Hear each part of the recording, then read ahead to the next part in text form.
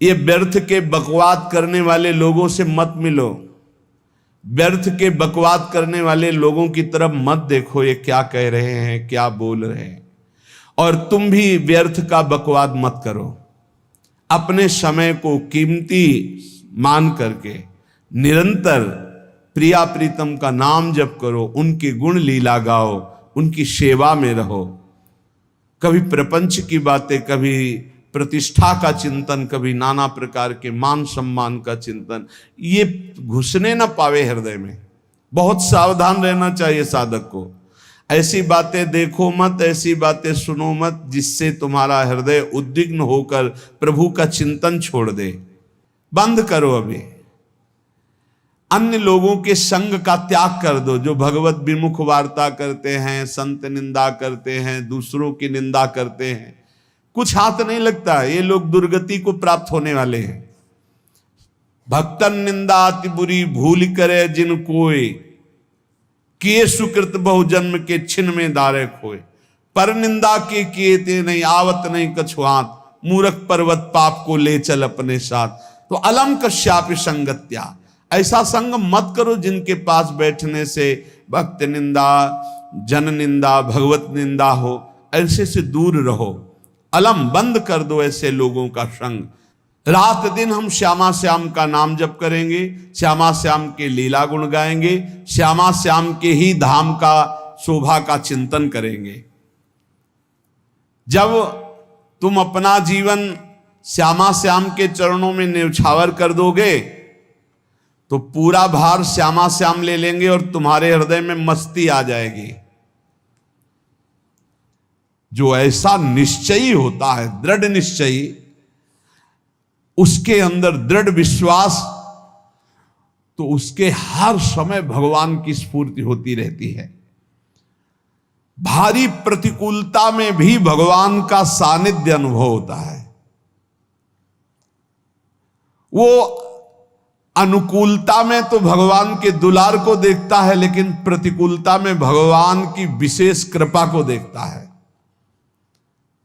ये संयोग, ये वियोग, संसार की ये द्वंद्वमयी वृत्तियां भक्तों के हृदय में नहीं चुभती। आए की हुज्जत नहीं, गए की तलाश नहीं, क्योंकि नित्य संयोग भगवत स्मृति के प्रभाव से प्रभु का रहता है। शोक, विषाद बहुत ध्यान देने योग्य विषय है। तभी लोगों को ऐसा लगता है कि ऐसा कैसे हो सकता है। भक्त के चरित्रों को जब सुनते तो लगता है ऐसा कैसे हो सकता है, ऐसी परिस्थिति में भी ऐसा कैसे हो सकता है। क्योंकि तुम मानसिक बुद्धि से युक्त हो और वो भागवतिक स्थिति से युक्त है, इसलिए तुम उसको पार पा ही नहीं सकते। जब तुम अपना जीवन श्यामा श्याम के चरणों में समर्पित कर देते हो हृदय से, फिर उनकी कृपा से सब विघ्न दूर हो जाते, एक अपार मस्ती रहती है। नहीं तो शोक, विषाद, दुख, क्लेश, कष्ट, संताप, भय, उद्वेग, ये सदैव सताते रहते हैं। इसी से डिप्रेशन होता है। बार बार नकारात्मक चिंतन, शोक, विषाद, दुख, चिंता, क्लेश, संताप, भय, उद्वेग, यही पूरे मानसिक स्तर को नष्ट कर देते हैं। उत्साहहीन जीवन हो जाता है।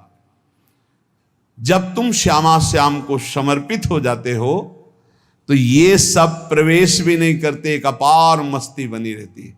अब क्या होगा? श्यामा श्याम जो करेंगे वही होगा। श्यामा श्याम पता नहीं कैसा करें, नहीं, वो सदैव मंगल भवन है, वो जो करते महामंगल होता है। यह निश्चय उपासक के हृदय में आ जाना चाहिए। इसलिए अपना सारा मन, सारी बुद्धि, सारा जीवन, प्रत्येक श्वास प्रभु को अर्पण कर दो, फिर देखो तुम निहाल हो जाओगे। दुख, शोक, विषाद, क्लेश, कष्ट, संताप, भय, उद्वेग, ये उसी को व्यापते हैं जिसने अपने जीवन को प्रभु के चरणों में अर्पित नहीं किया। इसलिए तुम अपना सारा मन, सारी बुद्धि, सारा जीवन, प्रत्येक श्वास केवल प्रभु को अर्पित कर दो, फिर देख लेना। श्वास कैसे अर्पित की जाती? राधा राधा राधा। बुद्धि कैसे अर्पित की जाती? एकमात्र निश्चय कि भगवत सुख ही सुख है, ये जागतिक सुख सुख नहीं, ये दुख है, ये ऐसा दलदल है जिससे आज तक कोई नहीं निकल पाया।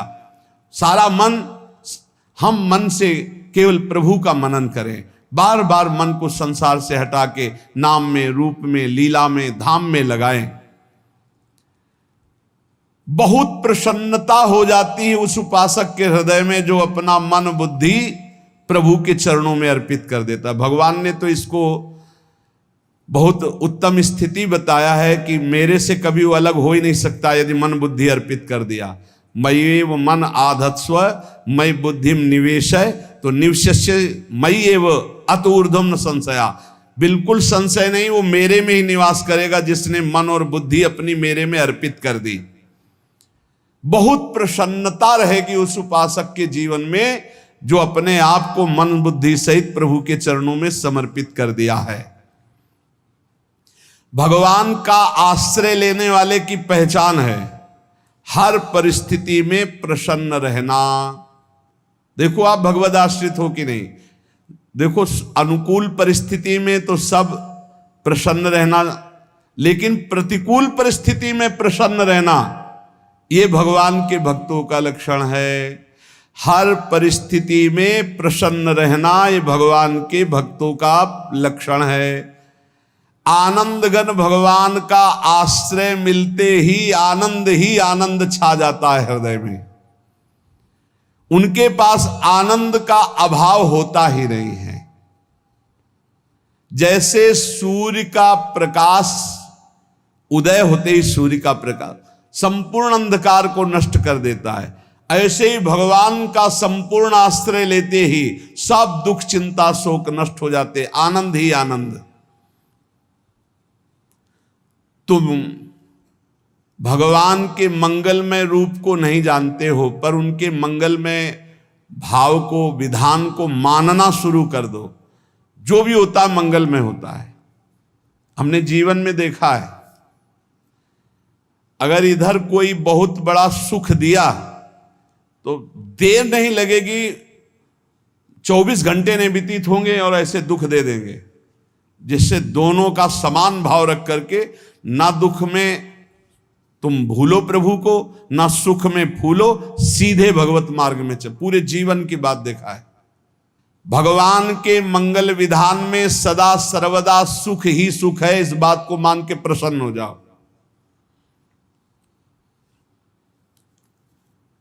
जब भगवान का भजन करने वाले की तन्मयता बढ़ती है भजन में, तो द्वेषी जन अपने आप तैयार हो जाते हैं। भक्त कभी किसी से द्वेष नहीं करता, अपने आप वो द्रोह करने लगते। तो नरसिंह मेहता जी से बहुत गांव के कई लोग थे जो जलते थे, ऐसे जलते थे कि अब क्या करें, कैसे मिटा दे नरसिंह मेहता जी को। अब उपाय तो मिल नहीं रहा था। तो एक दिन संतों की मंडली आई और उन्होंने कहा कि हम रास्ते में कोई चोर आदि धन ना ले ले, इसलिए यहां से किसी की हुंडी चलती है क्या द्वारिका में? पहले ऐसा था। बोले हाँ, हमारे यहां बहुत बड़े सेठ हैं नरसिंह मेहता जी, पर आप कहोगे वो मना कर देंगे। कई बार कहोगे, अगर वो स्वीकार कर ले तो वहां। और उनका लक्ष्य था कि नरसिंह मेहता जी की तो खाने की भी सुविधा नहीं थी, हुंडी कहाँ की बात आई। उनका था कि जब वो ना कहेंगे तो संतजन नाराज हो जाएंगे, अगर हाँ कह दिया तो वहां हुंडी चुकेगी नहीं, तो संतजन अपने आप इनको शाप दे देंगे, अपराध बन जाएगा, ये नष्ट हो जाएंगे। संतों को भेजा नरसिंह मेहता जी ने, सबकी दंडवत की, चरण पखाड़े। तो उनका ये इतना रुपया है, द्वारिका में साधु सेवा हम करेंगे, वहां तुम्हारी हुंडी चलती है, तो आप अरे उनका आप कहाँ भूल रहे हो, यहाँ खाने की भी व्यवस्था। बोले हमें सब पहले से बता दिया गया कि आप मना करोगे, बार बार मना मत करो, हमें पता है। तो उन्होंने ठाकुर जी की तरफ देखा, बोले क्या लीला है प्रभु, संतों से हम क्या कहें, ये ले रुपए।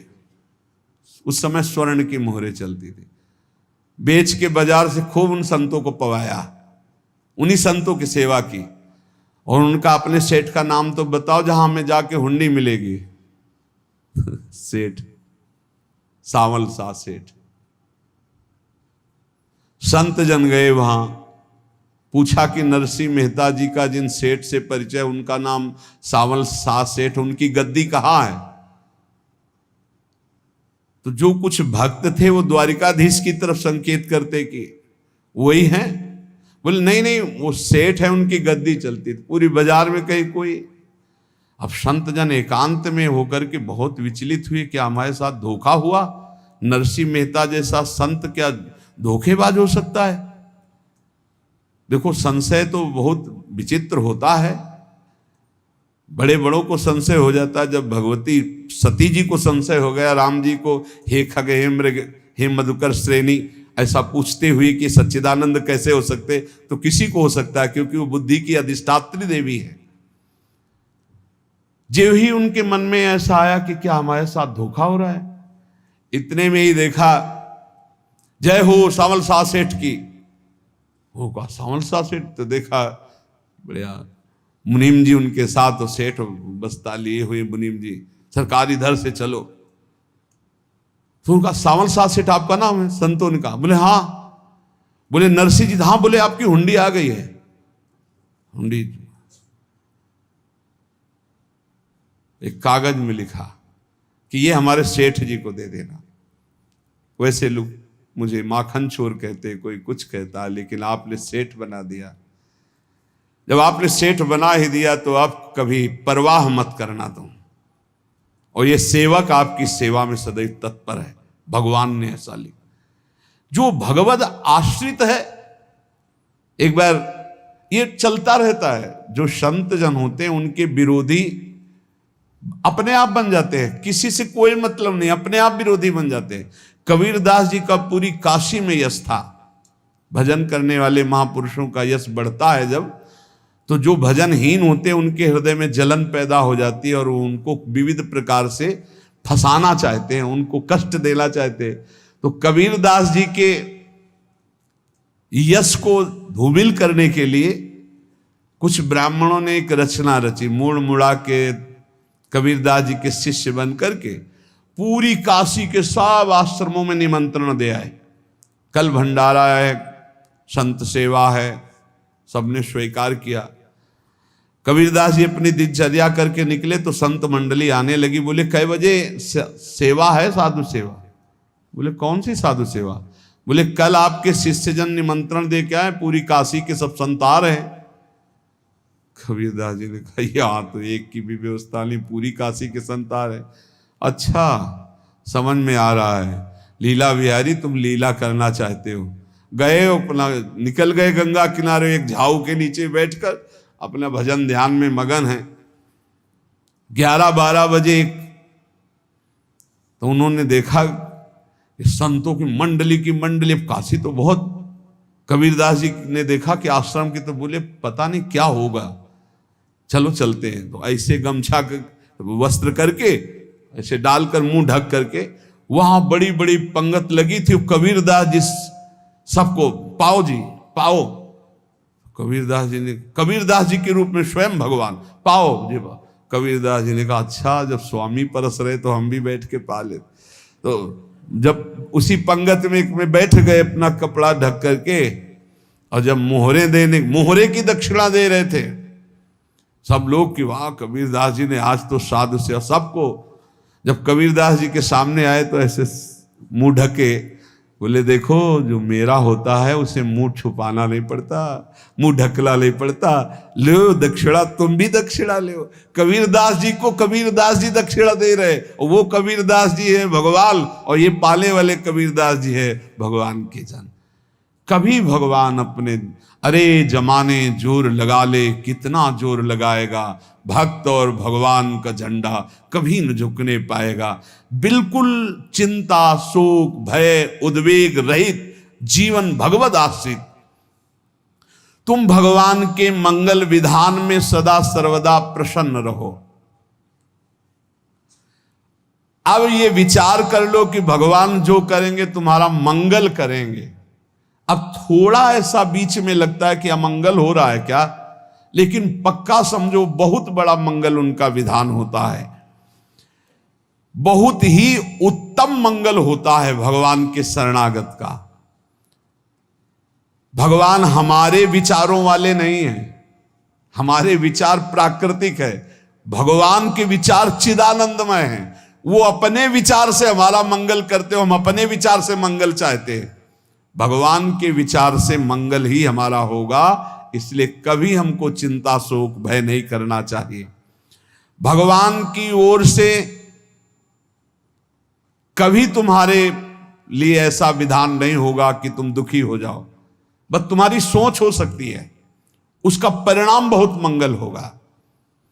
जगत की ओर से निराश हो जाओ, किसी से आशा मत रखो, फिर आप देखो आपका जीवन कैसा आनंदमय व्यतीत होता है। ये जो जगत की आशा है यही दुख प्रदान करती, सच्ची जगत की आशा ही दुख प्रदान करती है। अगर जगत से कोई संबंध न रखा जाए और भगवत भाव में रहकर तो बहुत अच्छा जीवन चलेगा। अपने कर्तव्य का पालन करो, परिवार को भगवत स्वरूप मानकर पोषण करो, किसी से कोई संबंध मत रखो, कोई आशा मत रखो, यही अध्यात्म सिखाता है। अपने आप भगवत स्वरूप, सबका व्यवहार मंगलमय और आपका जीवन मंगलमय। अपने घर में ऐसे रहो जैसे किसी अतिथि के घर में रह जाता है, चलना है यहां से जाना है। कौन रहता है अपने घर में अतिथि की भांति? भगवान का भक्त।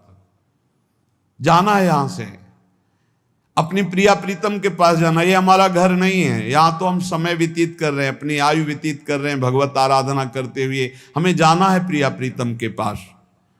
वास्तविक घर भगवान का धाम है हमारा, वास्तविक घर वाले प्रभु हैं हमारे, जो नित्य सच्चिदानंद भगवान के चरणों में अपने चित्त को समर्पित करता रहता है। उसको यह अनुभव होने लगता है कि बड़ी कृपा है हमारे ऊपर, भगवान की बड़ी कृपा है हमारे ऊपर। सर्वसमर्थ परम सुहृद भगवान ऐसे भक्त के ऊपर हर समय वरद हस्त रखे रहते हैं। ये केवल प्रवचन नहीं, सच्ची बात मानिए। ऐसे भगवान का वरद हस्त हर समय रहता है।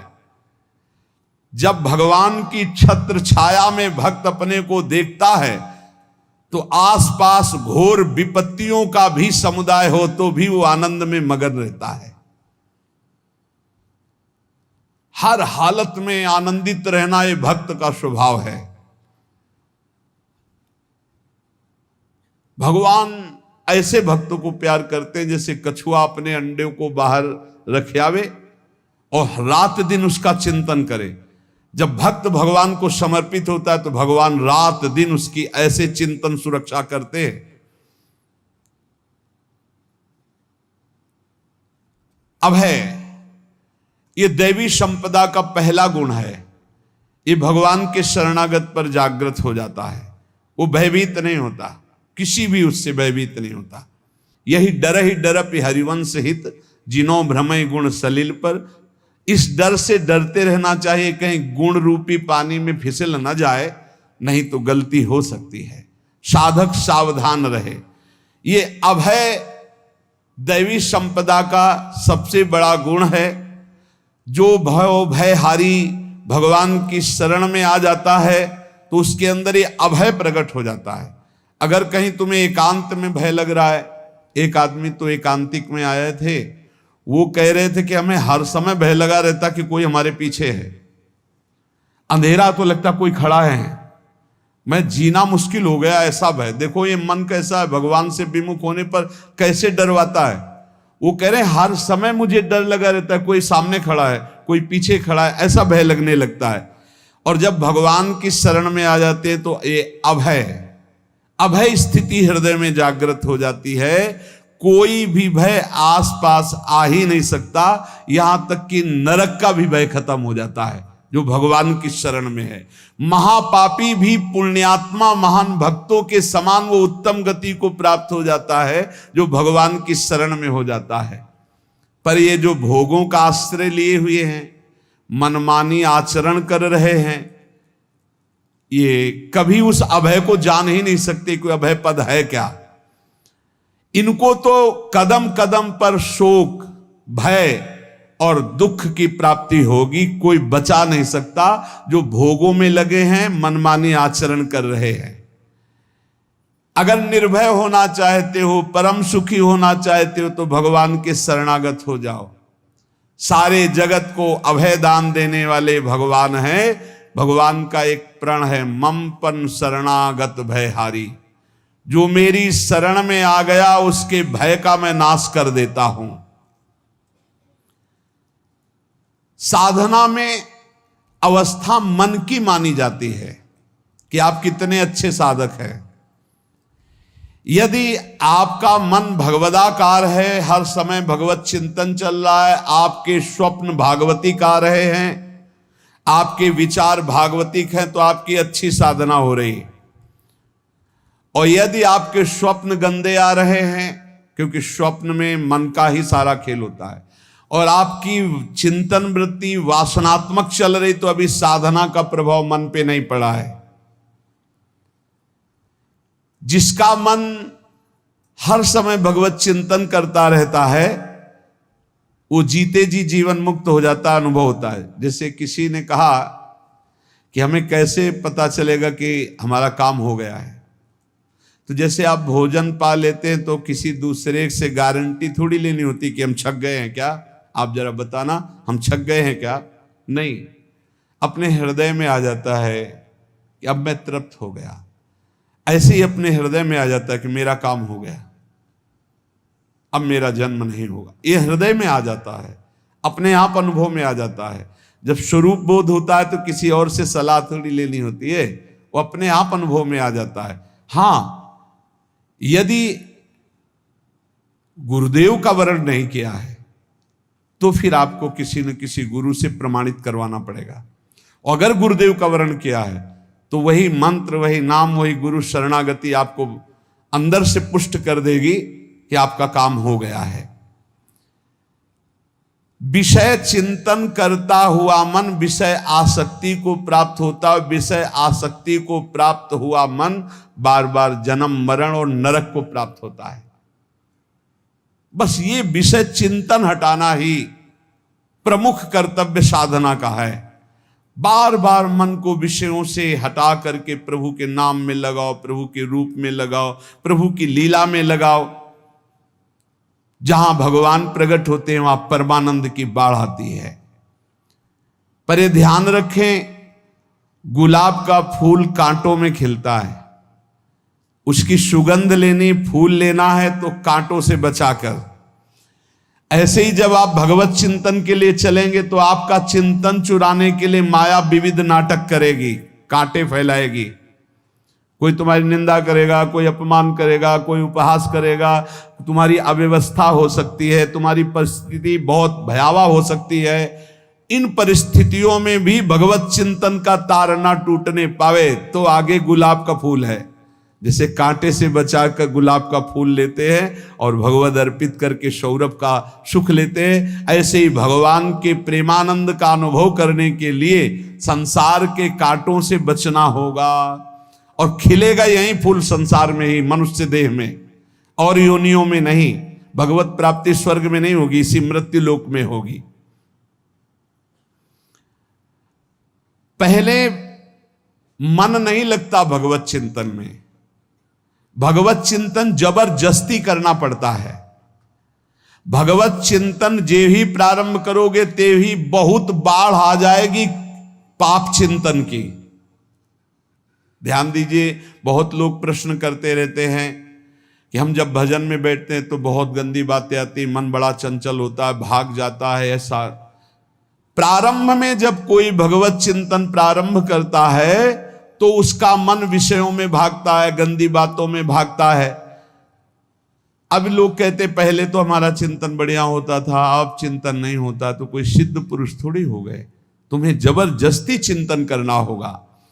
जगत के प्राणी में जहां मन जाए तो इसमें भी भगवान, पदार्थ में मन जाए तो उसमें भी भगवान, जहां जहां मन जाए वहां वहां भगवान देखो, या मन को हटाकर नाम मंत्र में लगाओ। ऐसे भगवत स्मृति जागृत की जाती है, बार बार प्रयास करना होता है। कई लोग ये प्रश्न करते हैं कि हमसे बड़े पाप हो गए तो क्या हमें भगवान की प्राप्ति हो जाएगी? तो यहां कह रहे हैं भगवान किसी के पूर्व जीवन को नहीं देखते हैं, वर्तमान के भजन को देखते हैं। पकड़ो इस बात को। अगर वर्तमान में आज आप सुधर गए हो, नाम जप कर रहे हो, तो आप भक्त हो। ये गीता जी में भगवान ने कहा, अपिचेत सुदुराचारो भजते माम अनन्य भाग साधुरेव समन्तव्या सम्यक व्यवसिता। ऐसा बहुत दुराचारी पहले रहा है, बाद में उसके मन में आ गया कि भगवान के सिवा हमारा कोई कल्याण करने वाला नहीं, हमारा कोई नहीं। तो भगवान कहते हैं मैं उसे साधु ही मानता हूं, उसे साधु बना देता हूं। भगवान किसी के पूर्व जीवन को नहीं देखते। बहुत बढ़िया बात है। कल तक हम क्या करते रहे भगवान नहीं देखते, आज क्या कर रहे हो ये देखते हैं। यदि आज आप भजन में लग गए हो, अच्छे आचरण कर रहे हो, तो आपको भगवत प्राप्ति हो जाएगी। भगवान ये नहीं देखते कि पूर्व में पुण्यात्मा रहा है कि पापात्मा रहा है। भगवान वर्तमान में देखते कि मेरा भजन कर रहा है, बस इसी से कल्याण कर देते हैं। पकड़ो इस बात को, तो कभी प्रश्न नहीं उठेगा कि क्या हमको भी भगवत प्राप्ति हो सकती है क्या। हमारा मन यदि श्री भगवान को चाहने लगे तो श्री भगवान हमारे मन में ही आकर बस जाएंगे। भगवान की रूप माधुरी में मन डूबने लगेगा। यथार्थ सत्य, जो भगवान से थोड़ा भी प्यार करने लगे हैं, उनके हृदय में भगवान की उनकी भावना के अनुसार झलक आने लगी है। हृदय में प्रभु के आते ही अनंत जन्मों के संस्कारों का नाश हो जाता है। इसलिए तुम अपने पहले वाले घृणित जीवन को याद भी मत करो और उसको सोचकर जरा निराश भी मत हो। अमावस्या में घोर अंधकार रहता है, पर प्रातः काल में अंधकार नष्ट हो जाता है। ऐसे ही नाम का उच्चारण करते ही तुम्हारे जितने पाप अंधकार हो सब नष्ट हो जाएंगे। तुम चाहो कि एक क्षण भी प्रभु को ना भूलो। अब वर्तमान में ऐसी स्थिति बनाओ। जो प्रभु को नहीं भूलने की चाह करता है कि मुझे ऐसी स्थिति प्राप्त हो कि मैं कभी प्रभु को ना भूलूं, तो सच्ची मानो और कोई बात भगवान सुने ना सुने, ये बात जल्दी सुन लेते हैं। भजन की मांग करो तो बहुत जल्दी भगवान पूर्ण करते हो। भजन जिसका चलने लगा तो फिर लोक लोकांतर के सारी रिद्धियां सिद्धियां सुख वैभव तो उसके चरणों में लौटते हैं। जब हम प्रभु से प्रभु का स्मरण न मांगकर भोग मांगते हैं, तभी हमारा भजन रुक जाता है, भजन नहीं चल पाता। यदि हम प्रभु से केवल भजन मांगे तो विश्वास करो ब्याज में सब हो जाएगा। मूल भजन तो आपका बचेगा ही, ब्याज में लोक लोकांतर के भोग आपके चरणों में लुटते घूमेंगे। आप भजन करके तो देखो। अरे घिघियाने की जरूरत नहीं, किसी से मांगने की जरूरत नहीं, भजन करके देखो, सब ठीक हो जाएगा, सब अपने आप बन जाएगा। हम बहुत बड़ी भूल कर देते हैं कि थोड़ा भजन करके प्रभु से कुछ सांसारिक वस्तुएं, स्थितियां, परिस्थितियां बदलने की मांग कर लेते हैं, जिससे भजन छूट जाता है। प्रभु की स्मृति इतनी महान है कि जिन्होंने बैर भाव से प्रभु का स्मरण किया उनको भगवान की प्राप्ति हो गई। जैसे कंस आदि भगवान से बैर ही तो रखते थे, लेकिन भगवान की स्मृति रहती थी। स्मृति ने उनको भगवत प्राप्ति करा दी। स्मृति में महान सुख है, पर वो जब भक्ति रस से युक्त स्मृति होती तब माधुर्य रस, प्रेम रस का अनुभव होता है। कल्याण तो वैर भाव से स्मरण करने वालों को भी प्राप्त हो गया। यदि आप भक्त हो और ये चाहते हो कि आपकी भागवती की स्थिति बहुत जोर की हो, तो हम आपसे प्रार्थना करते हैं कि रोज प्रभु से एक ही बात मांगिए, मुझे अखंड स्मृति दीजिए। अर्जुन जी को पूरी गीता जी सुनने के बाद यही मिला, नष्टो मोहा स्मृति लब्ध्वा। स्मृति, प्रभु आप हम पे ऐसी कृपा कर दो कि हमारे हृदय में किसी और व्यक्ति, वस्तु, स्थान की स्मृति न रह जाए, केवल आपकी स्मृति रह जाए। ये चाह भगवान बहुत जल्दी पूर्ण कर देते हैं यदि उपासक हृदय से ये बात मांगे। भगवान की कृपा से ही ऐसा हो सकता है कि अखंड स्मृति ये कर्म फल से नहीं मिलती है। प्रभु के प्रति निर्भर होकर जो दैन्यता पूर्वक प्रभु से मांगता है और हर समय अभ्यास करता रहता है भगवत स्मरण का, उसको ये स्मृति मिलती है। और स्मृति मिल गई तो इससे बड़ी कोई स्थिति नहीं, हर समय भगवान का स्मरण। प्रभु से मन प्रतिपल नया नया स्वाद लेकर के आसक्त होता रहता है, नवम नवम। प्रभु कभी बासी नहीं होते। जैसे किसी व्यक्ति को देखो तो देखते देखते मन हट जाएगा कि देख लिया, बहुत सुंदर है, ठीक है, लेकिन वो एक दिन मन हट जाएगा। और प्रभु की सुंदरता नवम नवम है, प्रभु के नाम का स्वाद नवम नवम है, प्रभु की लीला का स्वाद नवम नवम है, प्रभु के धाम की शोभा नवम नवम है। जैसे आचार्य महाप्रभु हरिवंश चंद्र जी कहते, नयो नेह नवरंग नयो रस नवल श्याम वृषभानु किशोरी, नव पीतांबर नवल चूनरी, नई नई बूंदन भींजत गोरी, नव वृंदावन हरित मनोहर, नव चातक बोलत मोर मोरी, नव मुरली जो मल्हार नई गति, सब कुछ नया। तो नवम नवम प्रभु प्रतिपल नवम नवम प्रभु का रूप, प्रियाजू का नवम नवम, अबहीं और अबहीं और अबहीं और है। तो कहते हैं जब मन निरंतर स्मृति में डूबता है तो जब प्रभु की रूप माधुरी प्रकाशित होती तो ऐसी नवम नवम कि कभी ये नहीं होता कि रूप बासी हो गया। ये वही रूप है जो हमने अभी देखा था, नवम नवम। इसलिए आनंद की उफान आती रहती है उपासक के हृदय में। ऐसी प्रियता, ऐसा आनंद बिना भजन के नहीं अनुभव में आएगा। इसलिए